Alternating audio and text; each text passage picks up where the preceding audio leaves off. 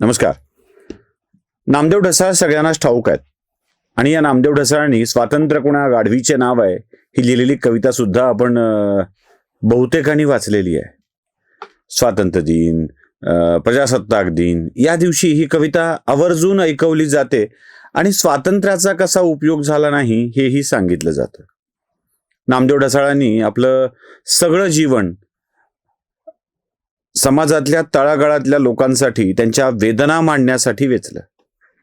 आयुष्याच्या उत्तरार्धात नामदेव ढसाळ बाळासाहेब ठाकरेंच्या सोबतीला गेले आणि बाळासाहेब ठाकरेंच्या सामना या दैनिकामध्ये सर्व काही समष्टीसाठी अशी त्यांची एक सिरीज पण छान चालली.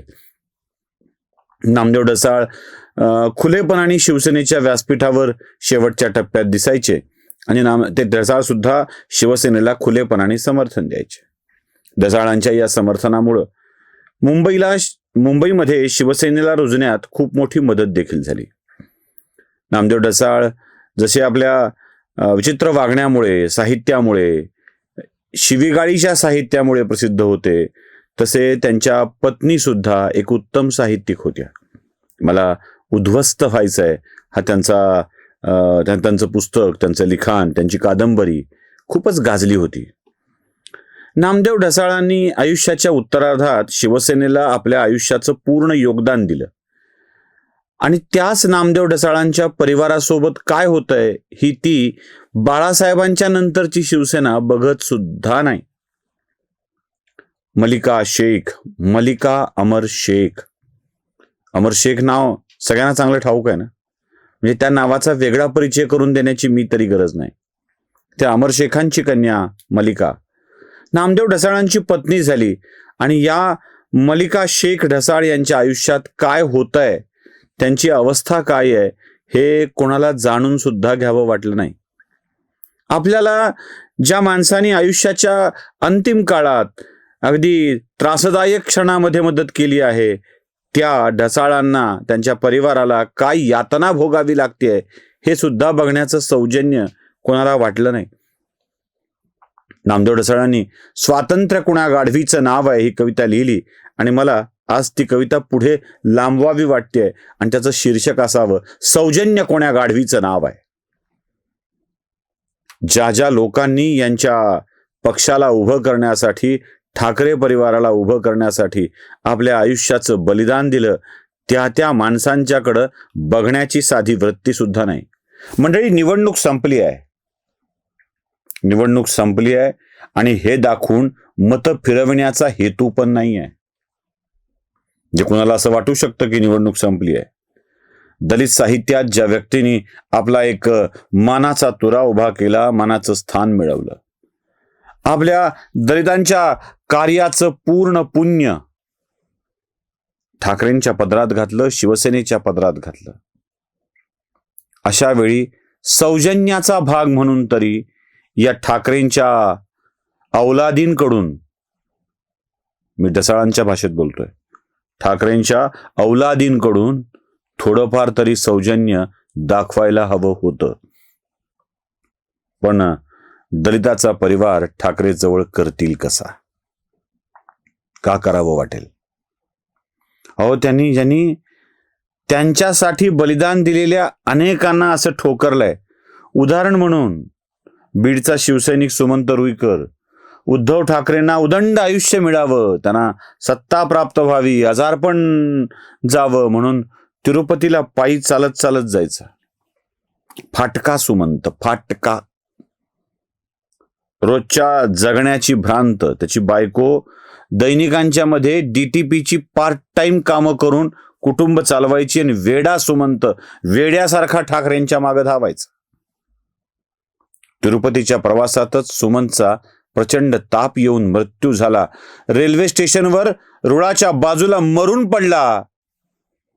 खिशातल्या कागदावरून कळलं की तो सुमंत रुईकर नावाचा बीडचा कोणीतरी वेडा माणूस आहे. सुमनचं स्वतःचं घर नाही, 2 लेकरं कशी जगतील ही चिंता, बायकोच्या समोर तर आभाळ फाटल्यासारखी स्थिती. इथे राज्याचं आभाळ फाटलंय, देशाचं आभाळ फाटलंय म्हणून आभाळ हेपलणाऱ्यांनी मी ढसाळांची भाषा वापरतोय. या आभाळ हेपल्यांना अजिबात सुमनच्या परिवाराकडे लक्ष द्यावं वाटलं नाही. तिथे धावून आला तो एकनाथ शिंदे आणि इथे ढसाळांच्या पत्नीची मदत करायला धावून गेले ते देवेंद्र फडणवीस. गंमत तरी बघा, शोकांतिका काय आहे. आधी तो व्हिडिओ मी तुम्हाला दाखवतो आणि मग यातली खरी गोम तुम्हाला सांगतो. बघा तो व्हिडिओ. साहेब काही ठीक नाहीये हो. नामदेवच्याच मार्गाने जाणार असं दिसतंय. नाही काही होणार नाही. आम्ही सगळे आहोत. काय बिलकुल काळजी करू नका आणि आम्ही सगळे नीट तुमची काळजी घेऊ. तुम्ही कशाची काळजी करू नका, चिंता करू नका. हो, पण एवढंच आहे, तुमचं मन मोठं आहे, ठीक आहे. पण ज्यांनी नामदेव ढसाळसारखा झंझावात जन्माला घातला त्याच्या नावावर इतके लोक दुकानं थाटून बसलेत आणि त्याचे फायदे घेतात. पण नामदेव ढसाळांचं कुटुंब कसं राहतं, ते जगतायत का मरतायत याचं कोणालाही देणं पडलेलं नाही. याची खंत वाटते. त्यांनी जे केलं ते त्याचं कर्तव्य म्हणून केलं. पण आम्ही असं म्हणत नाही केलं त्याचं आम्हाला रिटर्न्स पाहिजेत, पण किमान माणुसकी म्हणून तरी ते त्यांनी सोसायला पाहिजे, बघायला पाहिजे आम्हाला. एवढंच माझं मत आहे. बघितला मंडळी, दलित साहित्यात ज्या माणसानं मानाचा तुरा रोवला, आपल्या पदरात बांधलेला अंगार पदर जळाला तरी ज्या बाईनं सांभाळला, त्या दलित साहित्यकाच्या एका चळवळी माणसाच्या पत्नीची ही दुरावस्था ओळखली कोण, मदत करण्याची भावना कोणाच्या मनामध्ये होती, हे जरा समजून घेताय. या व्हिडिओत दिसणारा एक व्यक्ती आहे, तो तुम्हाला मी दाखवतोय. मंडळी, महाराष्ट्र म्हणून बोंबा मारणाऱ्यांनी, बेंबीच्या देठापासून डुंगन दाबून घोषणा देणाऱ्यांनी पुन्हा ढसाळांची भाषा वापरतोय. हा माणूस नीट बघावा. या माणसाचं नाव आहे संजय पांडे. ही व्यक्ती आहे उत्तर भारतीय, मराठी नाही. एका गैरमराठी माणसांना असं वाटतं की मलिका वाईट अवस्थेत जगतायत आणि त्यांची ही वेदना राज्याच्या शासनकर्त्यांना कळवावी म्हणून ते आपल्या फोनवरून थेट देवेंद्र फडणवीसांना फोन लावतात. पुन्हा फडणवीस आणि फडणवीसांना फोन लावून बोलणं करून देतात. आणि मी जे आत्ता या नतद्रष्टांना, या आभाळ हेपल्यांना, या येडल्यांना बोलतोय ते तेच आहे जे मलिका शेख स्वतः बोलतायत. त्यांनी जरा सोसावं ना. ज्यांनी नामदेवचा उपयोग करून घेतला त्यांनी काही करावं ना. हे मलिका शेख बोलतायत. कोण कोणाच्या मदतीला येत आहे? ज्यांच्यासाठी आयुष्याचं सर्वस्व अर्पण केलं त्या माणसाला मदत करायला ठाकरेच्या परिवारातील मंडळींना वेळही मिळत नाही. आणि ज्यांच्यावर वार केले ते त्यांची मदत करायला पुढे येत आहेत. सर्व काही समष्टीसाठी